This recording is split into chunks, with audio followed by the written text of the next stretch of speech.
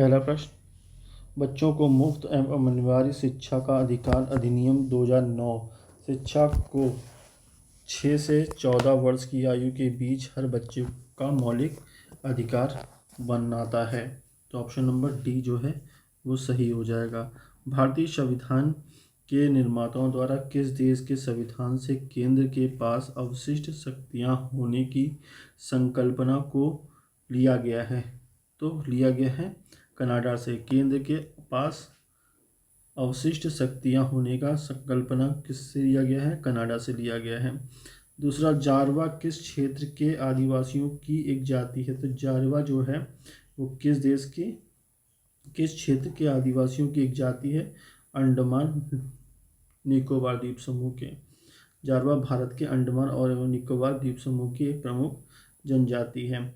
द्रव्य या गैस से निलंबित छोटे कणों की टेढ़ी मेढ़ी जिगजैग गतिविधि को कहा जाता है। तो जिगजैग गतिविधि को क्या कहा जाता है? ब्राउनी गति कहा जाता है। द्रव्य या गैस से निलंबित छोटे कणों की टेढ़ी मेढ़ी जिगजैग गतिविधि को क्या कहा जाता है? ब्राउनी गति कहा जाता है। ठीक है। अल्फा कण आवेशित होते हैं, तो अल्फा कण आवेशित होते हैं धनात्मक। अल्फा कण कैसे होते हैं? धनात्मक होते हैं। निम्नलिखित में से उष्ण कटिबंध क्षेत्र कौन सा है? तो उष्ण कटिबंध क्षेत्र है कर्क रेखा से मकर रेखा के मध्य। ठीक है, कर्क रेखा से मकर रेखा के मध्य का क्षेत्र जो है वो क्या है? उष्ण कटिबंधी क्षेत्र है, ट्रॉपिकल जोन कहा जाता है जिसको।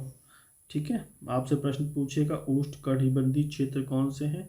तो कर्क रेखा से मकर रेखा के बीच स्थित क्षेत्र क्या है? उष्ण कटिबंधी है। नंदा देवी जैव मंडल रिजर्व बायोस्फीयर रिजर्व निम्नलिखित में से किस भारतीय राज्य में स्थित है? तो वह स्थित है उत्तराखंड में स्थित है। ठीक है, नंदा देवी जैव मंडल रिजर्व उत्तराखंड के नंदा देवी पर्वत के पास स्थित है। श्वसन के दौरान मनुष्य के द्वारा छोड़ी जाने वाली सांस में कार्बन डाइऑक्साइड की प्रतिशत लगभग क्या होती है? तो वो लगभग कितनी होती है? 4% होती है। मनुष्य एवं जीवों जंतुओं द्वारा की गई श्वसन प्रक्रिया में वायु का जो रेशियो होता है, आप नाइट्रोजन 79%, ऑक्सीजन 21% और कार्बन डाइऑक्साइड 0.03% होता है श्वसन के दौरान। ठीक है, लेकिन जब श्वसन छोड़ते हैं तो उस समय नाइट्रोजन 79% होता है, ऑक्सीजन 17% होता है और कार्बन डाइऑक्साइड 4% होता है, जिसे कि क्या कहा जाता है? उच्छ्वास के दौरान। ठीक है,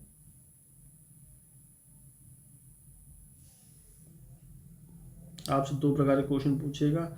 श्वसन के दौरान 79%, ऑक्सीजन 21% और कार्बन डाइऑक्साइड 0.03%। ठीक है, और उच्छ्वास के दौरान 79% नाइट्रोजन, 17% ऑक्सीजन और 4% कार्बन डाइऑक्साइड। ठीक है, पादप निकाय के किस भाग को पौधों का खाद्य कारखाना कहा जाता है? तो खाद्य कारखाना कहा जाता है पत्ते को कहा जाता है, पत्तियों को पौधों का खाद्य कारखाना कहा जाता है। ग्वादर बंदरगाह इसमें स्थित है, तो ग्वादर बंदरगाह कहाँ स्थित है? पाकिस्तान में स्थित है। ग्वादर बंदरगाह कहाँ स्थित है? पाकिस्तान में स्थित है। वह महाद्वीप सुपर कॉन्टिनेंट कौन सा था जिसका अर्थ ऑल दी अर्थ सारी पृथ्वी था, जिसका पेंजिया कहा जाता है? ठीक है, पेंजिया महाद्वीप को सुपर कॉन्टिनेंट का अर्थ ऑल द अर्थ सारी पृथ्वी था। ठीक है, इनमें से कौन सा बायोडिग्रेडेबल नहीं है? बायोडिग्रेडेबल नहीं है सब्जी, फल, केचुआ, एल्युमिनियम। तो ऑप्शन नंबर डी जो है एल्युमिनियम जो है वो क्या है?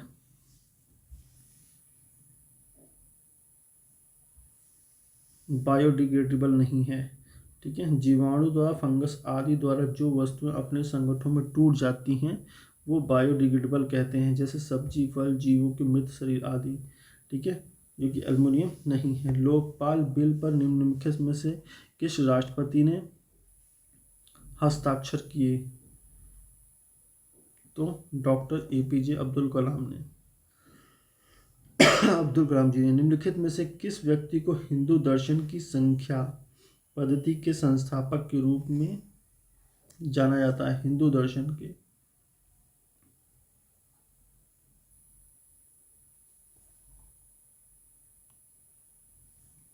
नहीं, लोकपाल जो बिल है वो है प्रणब मुखर्जी। ठीक है, लोकपाल बिल पर निम्न में से किस राष्ट्रपति ने हस्ताक्षर किए? तो प्रणब मुखर्जी ने किए। ठीक है, निम्नलिखित में से किस व्यक्ति को हिंदू दर्शन की संख्या पद्धति के संस्थापक के रूप में जाना जाता है? तो कपिल ऋषि को जाना जाता है। राज्यसभा में राज्यों को आवंटित सीटें निम्नलिखित में से किस पर आधारित है? तो राज्यसभा में राज्यों को आवंटित सीटें निम्नलिखित में से किस पर आधारित है? प्रत्येक राज्य के प्रजनन पर आधारित है, प्रत्येक राज्य के प्रति व्यक्ति आय पर आधारित है, प्रत्येक राज्य के जन्म पर आधारित है, प्रत्येक राज्य की जनसंख्या पर आधारित है। तो प्रत्येक राज्य की जनसंख्या पर आधारित है। नेक्स्ट क्वेश्चन कह रहा है 1815 में भारत के प्रथम महासर्वेक्षक के रूप में किसे नियुक्त किया गया है? प्रथम महासर्वेक्षक के रूप में 1815 में नियुक्त किया गया था। तो किसे नियुक्त किया गया था? कॉलिंग मैकेंजी को नियुक्त किया गया था प्रथम महासर्वेक्षक के रूप में। 1815 में कॉलिंग मैकेंजी को भारत का पहले सर्वेयर जनरल ऑफ महासर्वेक्षक के रूप में नियुक्त किया गया था, कॉलिंग मैकेंजी। निम्नलिखित में से कौन सा कार्यकलाप कार्मिक लोक शिकायत और पेंशन मंत्रालय द्वारा किया जाता है? PQ सेवानिवृत्ति। तो ये तीनों किए जाते हैं, PQR। 1839 में तत्वबोधिनी सभा की स्थापना किसने की थी? तो तत्वबोधिनी सभा की स्थापना 1839 ईस्वी में देवेंद्र नाथ टैगोर ने की थी। ठीक है,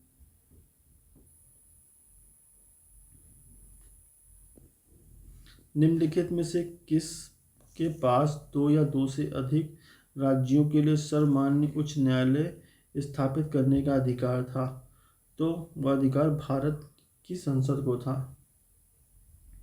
निम्नलिखित में से किसके पास दो या दो से अधिक राज्यों के लिए सर्वमान्य